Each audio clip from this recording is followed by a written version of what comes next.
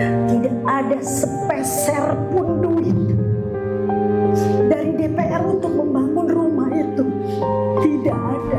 Pasca rumahnya dijarah dan Uya Kuya dinonaktifkan menjadi anggota DPR, Astrid, istri Uya Kuya, mencurahkan isi hatinya. Lewat sebuah video, Astrid tak kuasa menahan tangis, menceritakan rumah yang ia bangun bersama sang suami adalah hasil kerja kerasnya selama di dunia hiburan, kini dijarah massa. Dengan berderai air mata, Astrid mengungkapkan rasa sakit hatinya lantaran bukan hanya harta bendanya yang hilang, tapi juga suami yang menjadi korban fitnah. Uya yang duduk di sebelah sang istri juga seolah menahan tangis dan mencoba menguatkan sang istri. Masyarakat apa yang diberikan oleh pemerintah itu kita berikan semua kepada masyarakat, tidak ada dipotong sepeser pun. Karena saya tahu itu amanah. Setiap program yang ada dari pemerintah kita turunkan langsung tanpa ada potongan atau apapun, karena itu hak masyarakat. Itu saya sangat amanah.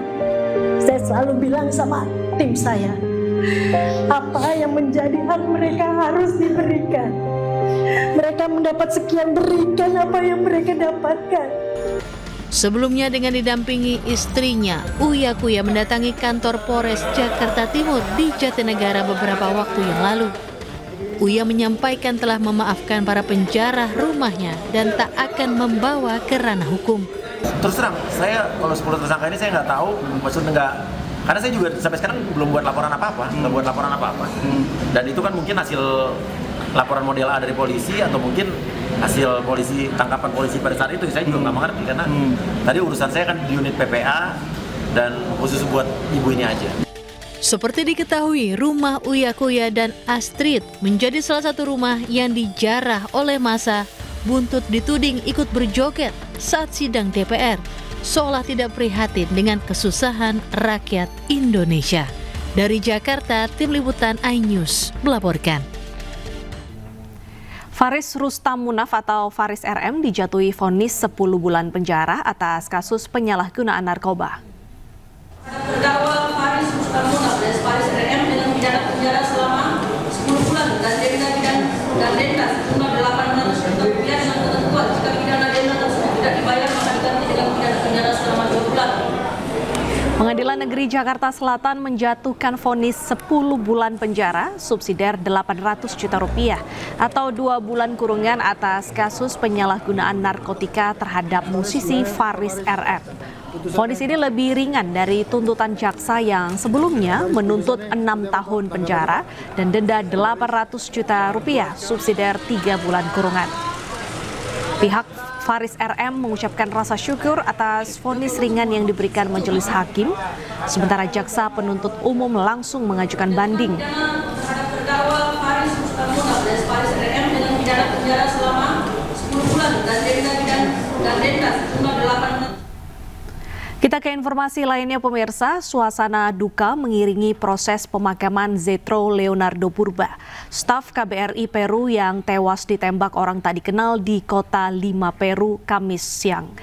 Keluarga hingga rekan kerja mengantarkan korban ke tempat peristirahatan terakhirnya di TPU Sari Mulia, Tangerang Selatan.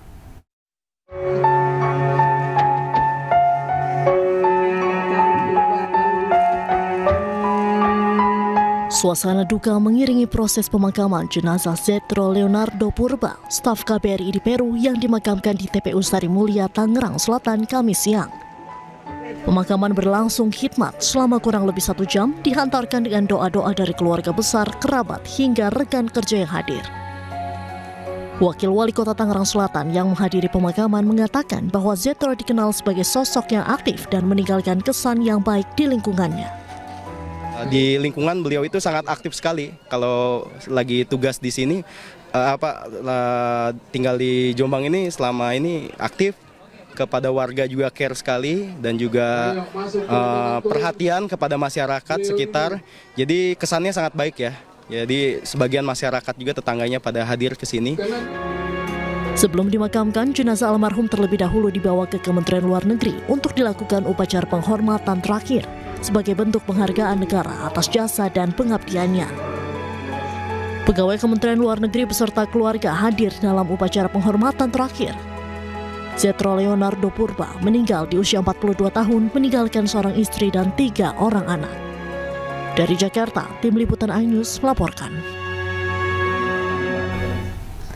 Sebelumnya, Zetro Leonardo Purba, pegawai Kementerian Luar Negeri, tewas usai diberondong tembakan oleh seorang pria tak dikenal di Kota Lima, Peru. Para pejabat terkait di Peru hingga kini belum mengungkap motif penembakan tersebut.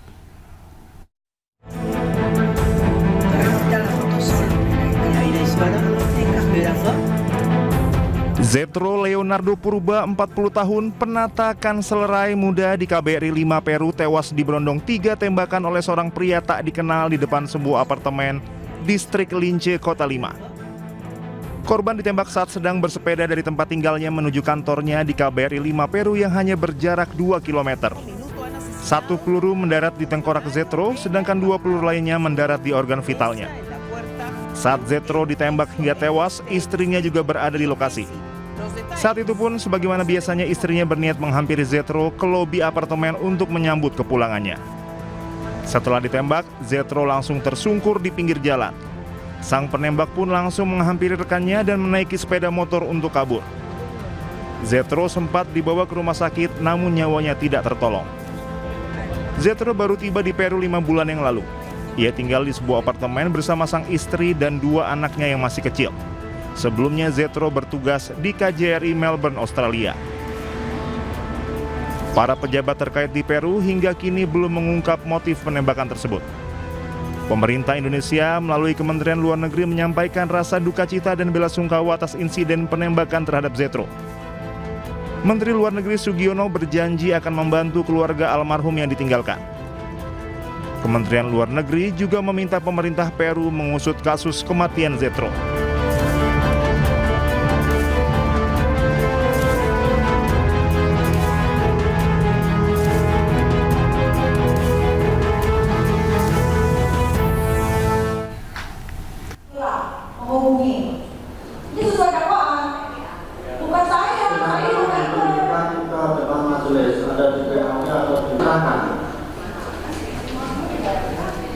Setelah pekan lalu sidang ditunda karena kondisi kesehatan Nikita, kali ini sidang digelar dengan agenda mendengarkan 2 saksi ahli yang dihadirkan jaksa penuntut umum.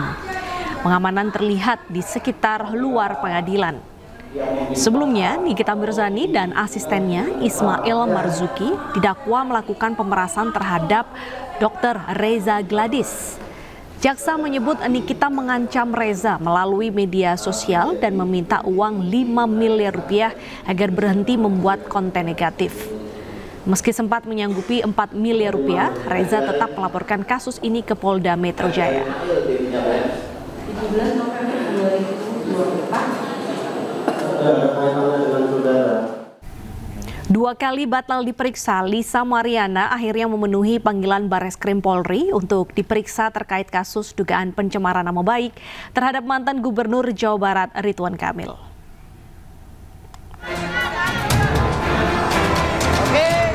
Udah bisa dimulai. Lisa Mariana tiba di Barreskrim Polri sekitar pukul 11.50 waktu Indonesia Barat. Lisa jalani pemeriksaan lanjutan sebagai saksi atas laporan dugaan pencemaran nama baik oleh mantan Gubernur Jawa Barat Ridwan Kamil. Sebab sebelumnya Ridwan Kamil menyatakan laporan pencemaran nama baik terhadap Lisa Mariana akan tetap berlanjut sesuai prosedur hukum. Satu-satu biar tertib. 2 jam kemudian Lisa selesai jalani pemeriksaan didampingi kuasa hukumnya John Boy Nababan. Lisa pun sempat menyinggung rencana tes DNA ulang terkait opini kedua status biologis anaknya. Saya tidak mengerti, pokoknya apa bang tadi ada beberapa persen yang Ada kemiripan. Ada kemiripan, iya. Seperti apa kalau bisa Jawab. Saya nggak bisa berkata-kata karena sedih banget gitu. Iya karena itu ada beberapa persen kemiripan, makanya kita mengajukan second opinion. Sudah ya selanjutnya biar ini ibu bertua yang menjelaskan. Perseteruan selebgram Lisa Mariana dan mantan Gubernur Jawa Barat Ridwan Kamil berlangsung sejak Maret 2025 lalu. Lisa menuding RK sebagai ayah kandung dari anak perempuannya. Bahkan di April 2025, Lisa muncul ke publik. Dengan sangat yakin, ia menyebut berpacaran dengan RK hingga memiliki anak dengan mantan Gubernur Jawa Barat tersebut. Dari bulan Mei lanjut ke bulan Juni saya ke Palembang, diundang sama Pak RK, ya itu hubungannya udah pacaran nih gitu saat itu. April 2025, Ridwan Kamil resmi laporkan Lisa Mariana ke Bareskrim Polri atas pencemaran nama baik. Saat itu pihak RK pun menyebut siap melaksanakan tes DNA demi prosedur hukum. Bareskrim Polri kemudian memeriksa Lisa Mariana pada 17 Juli 2025. Sementara Lisa Mariana telah terlebih dulu menggugat Ridwan Kamil secara perdata di Pengadilan Negeri Bandung menuntut hak identitas anaknya. Tim Liputan iNews melaporkan.